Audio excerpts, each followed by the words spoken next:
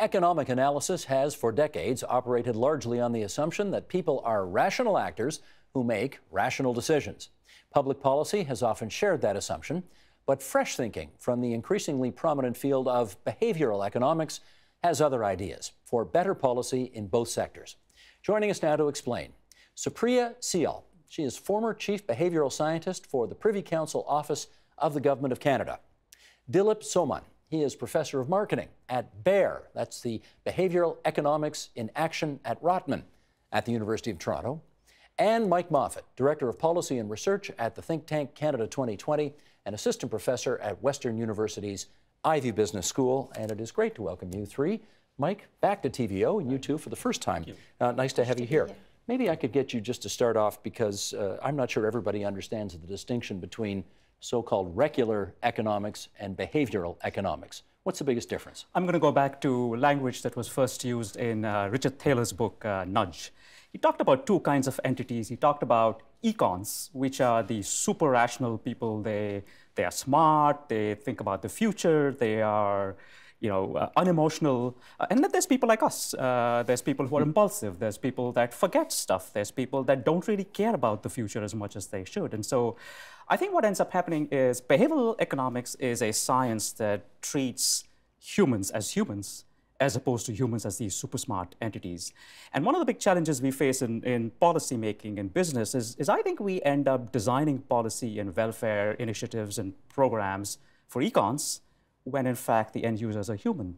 And that creates a big challenge. It feels, though, Supriya, that for 150 years in Canada, we have basically brought traditional economic perspectives to bear when we make policy. Why, in your view, is that not adequate to the task anymore? Because there are humans on the other side of that policy. I mean, ultimately, we're in the business of designing for people. We're trying to make policy or programs or services that people are going to access, and the attempt is to help them in some way lead better lives. If we don't do that with an understanding of how people actually make decisions, how people actually behave, whatever we build is going to fall short in driving that behavior or driving that positive change for people. And this is where behavioral insights becomes really important in the context of policy, because we're saying, hey, we're building public policy. Let's think about the public. Like, what a radical what a novel idea, eh? Radical idea.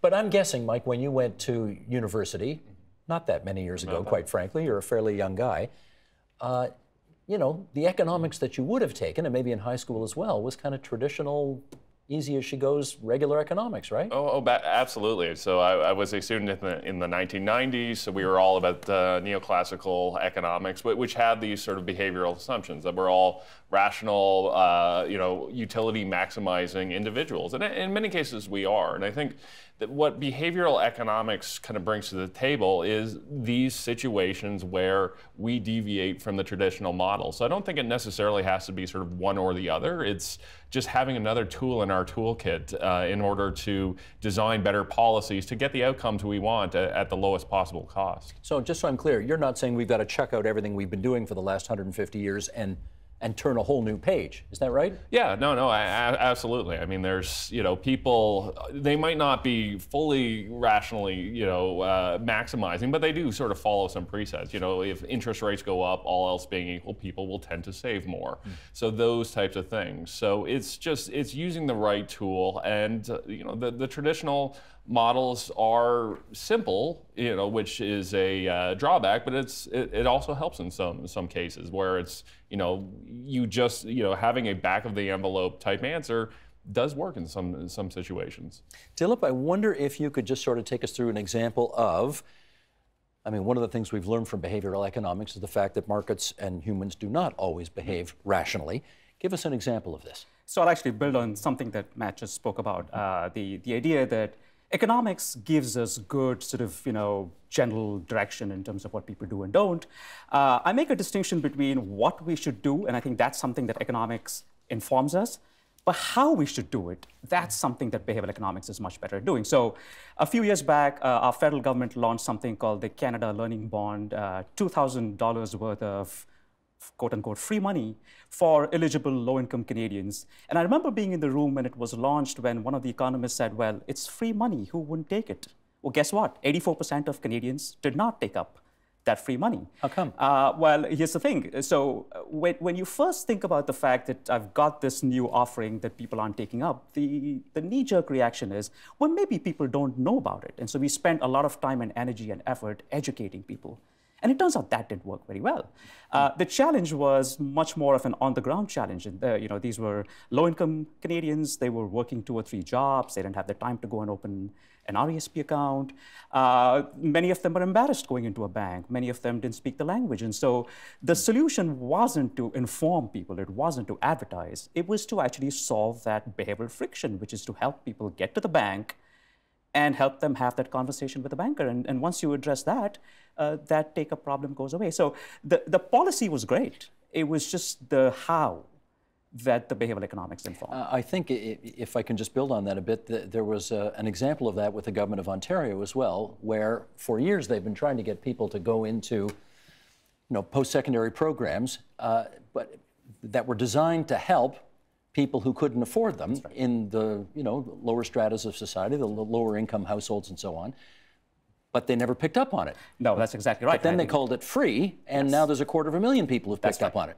That's absolutely right. It just, they had to hear that it was free. It was that. It was probably also the process that was used for people. Yeah, difficult to fill out the forms and all that. Those little things that actually make a difference at the end, and that's why Behavioral Insights plays, I think, a significant role. Supriya, when you were in your time at the Government of Canada, the Privy Council office, do you think that governments there got the message that humans don't always do the things that you expect humans to do when you are designing policies that may or may not have the end user in mind?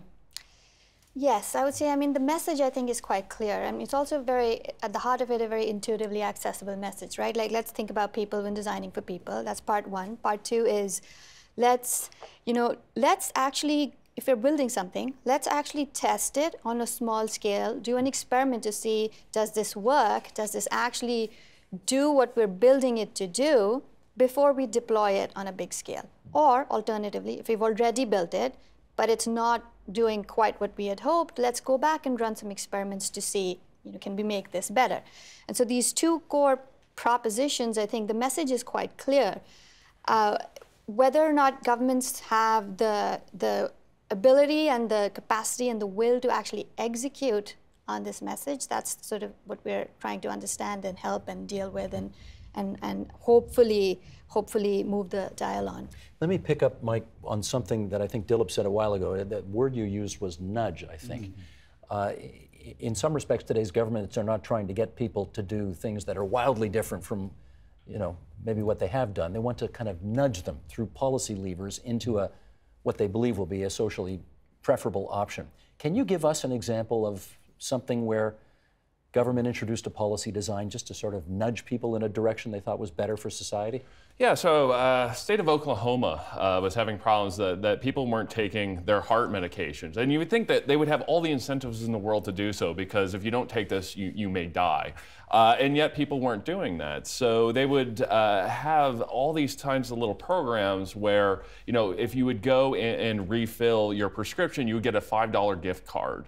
And you would think, well, the incentive for not dying is huge, whereas $5 is $5, but it caught people to actually fill in and refill their prescription, because they wanted that little carrot, that little gift card. And it ended up saving the state quite a bit of money, because if people don't take their medications, they go to the hospital. That's that's an expense to their healthcare system. So these little tiny things of figuring out what motivates people, and it's not always the obvious thing. You would think not dying would be the biggest motivator, but it's not always. Can you help us understand, how does that make any sense at all? You would think not dying is all the incentive you need, rather than a free, cup at Starbucks or something. Yeah, and I think it's one of these sort of issues with the medication. It's like, well, I feel fine now, so I don't really need to take the pills, right? The people tend to be a little sort of short-term focused, where, well, okay, if I stop taking this medication, I might have problems 2 or 5 or 10 years down the line, and I'm kind of busy today, and I've got a million and other things to think about. So it's that, understanding that a lot of times we're very, very short-sighted. We don't do the things that we're supposed to do. We We don't always get to the gym. Sometimes sometimes we're having the greasy hamburger instead of the salad. Because we want something today, and we're not necessarily thinking down the road. Now, if you're making policy on behalf of the $300 billion government of Canada, a $5 gift card at some place is not necessarily, if you've got 25 letters after your name and you've been through all sorts of policy think tanks and so on, that's not necessarily going to be probably top of your list of policy options, is it? So how do we get people in the higher echelons of decision making to understand these little tweaks that can make all the difference? I think that's where behavioral scientists come in, and that's where embedding behavioral insights as a practice and experimentation as a practice within government plays a central role. So it's like it's sort of this whole lens of evidence-based decision-making where, one, we're saying, we need to have data, we need to have evidence for what we're going to do. We need to see, when we're solving for any given problem, right? Ultimately, policymaking is a form of problem solving. Yeah. We're saying, okay, we're trying to fix X or Y or make something better. First of all, what do we know from other contexts where similar behaviors, people have tried to solve for similar behavioral problems, and what insights can be gleaned from there? Second of all, what data do we have to support that something like that would work in our context? Third of all, how do we actually execute it in our context? And then we go in and measure, well, did it work or did it not work? Or do we need to do further tweaks to see? So in that first step of this process, where you're looking to see, well, what have other people done? When we're thinking of policy as behavior specifically, then you'll be like, okay, well, so we're trying to, get people to take their medicines in time, or get people to go get vaccinated, or get people to take a number of health-based decisions. What do we know? We know that people tend to be short-sighted. We know that people have a million things going on at any one point in time. We live in an attention economy where they might not be paying attention to the things that we think they're paying attention to. So how can we do something that causes a moment of pause, maybe an inflection point, or something that we can do to get them to pivot and pay attention to this thing we're talking to them about? And that pivot is not necessarily a big incentive or a big policy change. Often it's like these small tweaks of the kind that Mike just described that might get people to change their behavior. What, in your experience, is the biggest pushback against applying behavioral insights? It's a mindset thing, Steve. I mean, I think for years and years, governments have kind of used traditional economics. They've used traditional levers like information or regulation. And this requires a completely different way of doing things. It requires people in the government to go out and actually talk to citizens. I mean, what a concept, right? Or the humility that we probably don't know what's the best solution, and therefore the need to experiment. And so a lot of the skill sets that are required to execute on the promise of behavioral economics are fundamentally very, very different. And I think that's the big challenge, is once we can get people to understand the concept and to develop the practice of actually being experimental in their approach, I think it's a no-brainer that this will work. But I think that's going to take time. Have you got a favorite example that you like to go to? Several, actually. But the one that I want to talk about kind of builds on something that Supriya said, the idea that oftentimes we tend to look for solutions that have worked well elsewhere and just transplant them here. And it doesn't always work. One of the big lessons from behavioral economics is context dependence, is that results change dramatically as a function of context. You change the context slightly, and the outcomes are different. And so it's critically important to test, adapt, and then modify those solutions. So for example, retirement savings. We know from all over the world that one of the big challenges is that people don't empathize with their own future selves. And that's one of the big reasons why we sort of don't save enough for retirement. Most people think about retirement savings as a black box into which they put money away that cuts away from their current consumption. And so a number of interventions in the UK trying to increase empathy with your own future self works like a dream. Now, we tried that in a project in Mexico, and that didn't work. And the reason it didn't work is because the culture in Mexico was much more of a family-oriented culture as opposed to an individual culture. So people in Mexico don't want to think about their own future self, but when you change the messaging to get them to think about their family and what would happen to their family, now all of a sudden it works. And so I think it's really important to pick the ideas. Ronald Reagan always said, trust but verify. And I love that quote. I mean, it's really trusting what others have done, but then actually testing it out in our own backyard. Fascinating. Okay, Mike, let me get you in on this next part here, and this is going to take a bit of setup, so sort of humor me with this premise here. A big company wants to launch a new product. Let's say they want to create a new hot dog, and they want to make sure it's organic and, you know, free from any of the antibiotics that are used in cattle and all that kind of stuff. And of course, it launches it, and then the company is going to monitor the launch and see how well it's done. It's going to get some feedback from the marketplace, maybe tweak the product this way a little bit, just to make sure that it's, you know, working right, or if it's not working right, they're going to kill it and try something else entirely. This is how the marketplace generally tends to roll things out. At least in my experience, it tends not to work that way in government. You know, governments don't iterate policies the way companies do with iPhones, that kind of thing, right? They don't necessarily also do enough of the formal scrutiny or research that would tell you, yes, this really is working, or no, this really is not working. So at the risk of sounding ridiculous here, how do we get governments to roll out policies in a way that is more like trying to sell hot dogs? Yeah, well, I think they're starting to move in that direction with the sort of deliverology that the Privy Council office is doing. But I agree, it's a problem. I think one of the issues that you have is you have these sort of large management changes whenever you have an election. You know, it's not like in a company where you have a CEO and then 3 years later the opponent of that CEO is now running the company. So there's a political aspect to it. But I think it's just a culture that needs to change, where, you know, we talk about running government more like a business, and that tends to make me shudder a little bit. But here's a case where I actually think that would be helpful. Of designing things ahead of time, where you think of, okay, what are we trying to accomplish with this policy, and how do we know we have actually accomplished that? That in the past, when we do analysis, we kind of do the policy first, and then we try and think through, okay, well, how would we actually measure success after we've already enacted the policy? And the whole idea of deliverology, which the federal government is doing, saying, no, let's put those metrics on the front end. Let's decide before we even enact the policy, what does success look like, and how would we know if we've reached it? The feds, of course, got that idea from the Brits. Mm-hmm. It seemed to work for the Brits. And I don't know if the jury is out in Canada as to whether or not deliverology, as it's called, is working here. Do you know? Well, I think it's still early to tell. What was it? It says on the government's deliverology website, underway with challenges, I think is the terminology yes. that they keep using. So yeah, I would say in Canada, deliverology is underway with challenges. Work in progress? Definitely work in progress. I mean, I want to pick up on one point that, you know, Mike was just making about what is the deliverable, right? So in your example, the way government has worked traditionally, the deliverable is the sausage, not whether or not people actually buy the sausage. And we need that to be the deliverable. That is a fascinating distinction.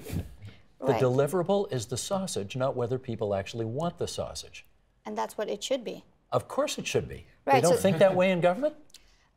They're starting to, but I don't. But it's certainly not at the. It's certainly not percolated the entire system in the way that it needs to. That being said, I'd say there are some really nifty initiatives that are you know, trying to get people to think this way. I mean, and so I can speak to two of them. In fact, they're both out of the Treasury Board Secretariat. One of them is called Experimentation Works. And the purpose of Experimentation Works is twofold. One, to disseminate knowledge about how to actually do experiments. And the way they're doing this, instead of, you know, providing this knowledge in abstraction, is actually helping a few different departments in government do an experiment that is related to their individual mandates. And so like learn by doing, so to speak. And then the second purpose is to document this, do it all out in the open so it can be replicated.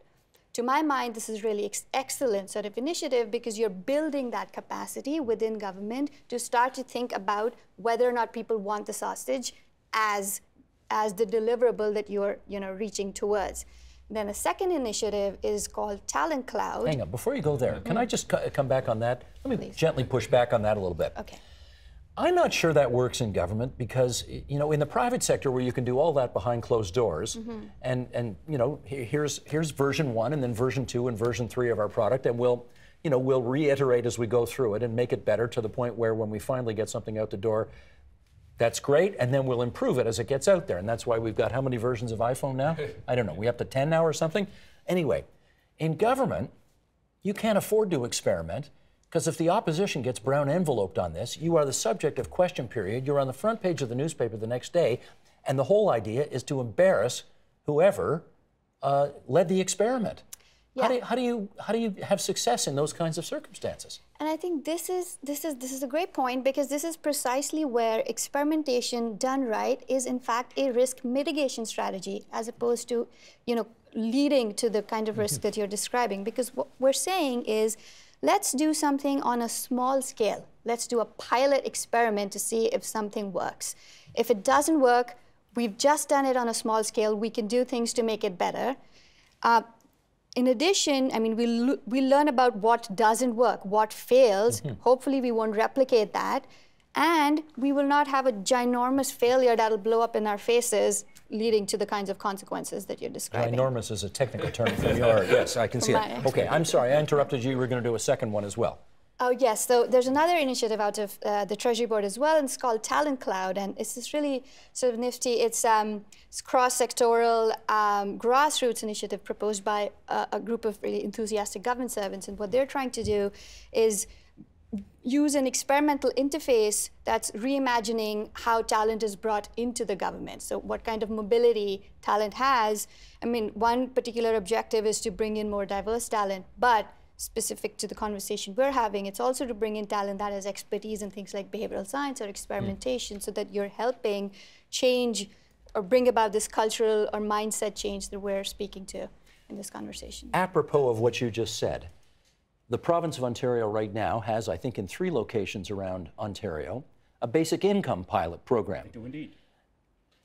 Is that maybe an example of what Supriya was just saying, in as much as rather than lay it out for the whole thing? For sure. I think the idea is to start small, collect feedback, kind of just like you said with the hot dog manufacturer, is before you scale it up province-wide, why don't we test it at 3 locations? Why don't we get early feedback, iterate? And I think this whole test, learn, adapt methodology is the way to think about policy going forward. I think there's a couple of things. One, I love the hot dog language, so I'm going to continue that.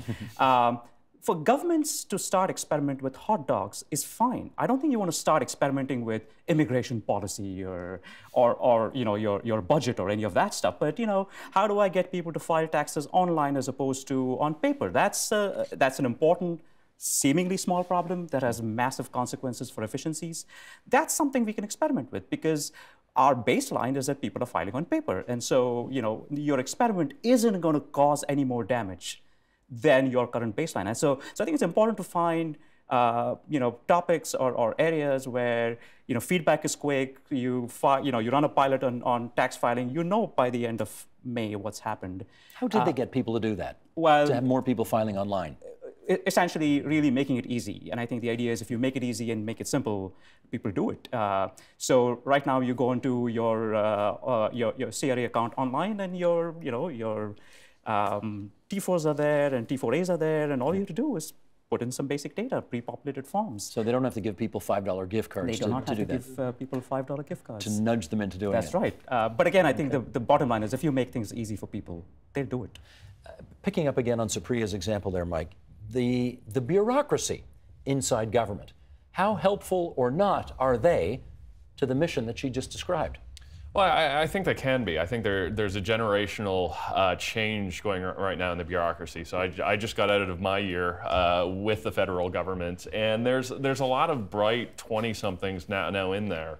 I think there was a lot of opportunity created back in the 1990s and early 2000s when the federal government was trying to balance the books. There wasn't a lot of hiring going on. And we've kind of made up for that in the last few years. So I do see some optimism. You know, I do see those mid-20s as they come through the chain. I think they're going to develop the ideas that they learned in university that, you know, I didn't get to learn back in the 1990s. you're into cutting edge stuff, and governments are into doing it kind of the old-fashioned way. I mean, you're introducing new ideas and new principles that they're just not really ready for yet. Is that possible?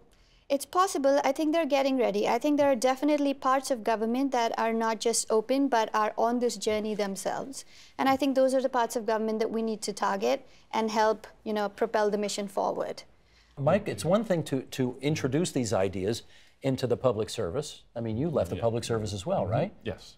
Are they just not really ready to hear this information? I think it depends on department to department, and part of it's due to risks. So I was at ISED, the innovation, what used to be called Industry Canada. I think it was a little bit easier for us because we were, giving grants to companies and that kind of thing, and we could fail. It's a little bit different if you're in health or education or agriculture, where if you design something poorly, people die or the crops fail or something on that end. So I think that's where we have to start, is in areas where, if we get something wrong, if we do these tests, we might be at a little bit of money, but that's nothing catastrophic happens. So I think it's those line departments that can be a little bit creative on designing policy, a little bit creative on procurement. Using procurement dollars to enhance innovation, I think they can be a little bit more creative than you would want in, say, health or education or any of those departments. But theoretically, though, if we're going to make any advances in these areas that we've been talking about, we ought to have a treasure trove of research and information upon which to make these decisions. Do we?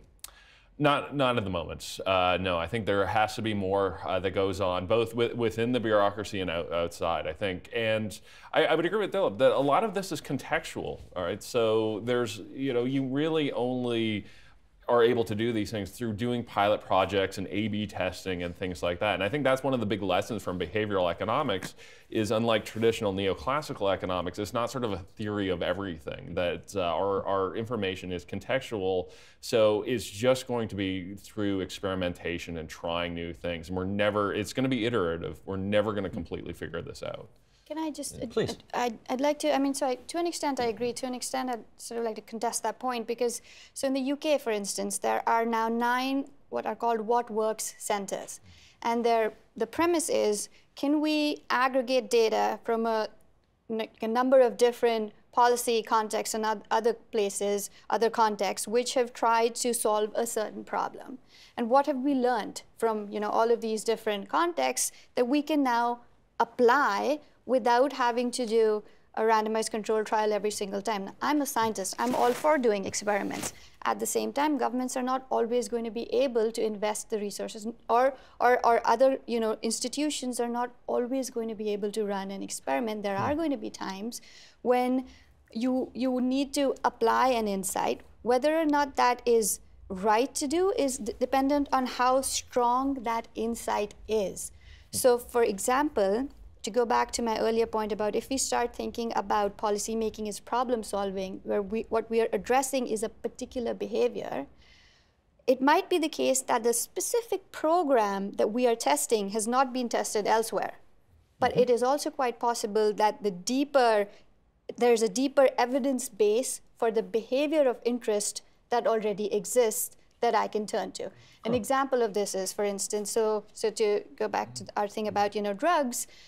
So if I want to encourage physicians to tell their patients to get the flu vaccine, and I'm thinking what I want to do is tell them, give them information about how many of their peer physicians are telling their patients to get the flu vaccine. And so basically competition or social norming, or tell them to do it that way. I might not have information about whether or not anybody else has done that or whether or not that has worked. But the deeper insight is that people generally care about what their peers are doing. Yes. And are likely to do what their peers are doing. So I can draw on that evidence base and I can bring it to bear to my context. I mean, sometimes this is a bit harder to do because those more sort of theoretical constructs are academic and are not necessarily accessible, in public policy forums or contexts.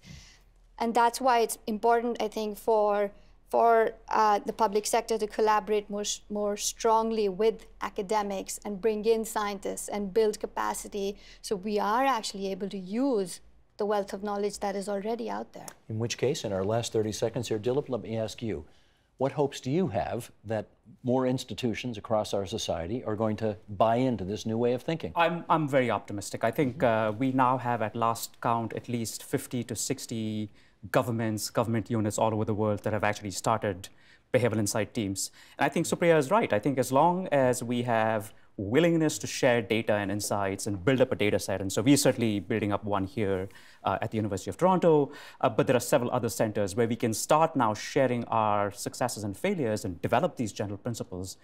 I think it just becomes easier for governments to now take that next step and do the fine-tune. That's Dilip Soman from the Rotman School at the University of Toronto, Supriya Sial, former Chief Behavioral Scientist at the Government of Canada's Privy Council Office, and Mike Moffat, Innovation, Trade and Regulatory Expert, Canada 2020, all-around good guy. It's great to have you three here at TVO tonight. Thank you so much. Thank you. Pleasure. The Agenda with Steve Paikin is brought to you by the Chartered Professional Accountants of Ontario, helping businesses stay on the right side of change with strategic thinking, insightful decisions, and business leadership. Are you on the right side of change? Ask an Ontario CPA.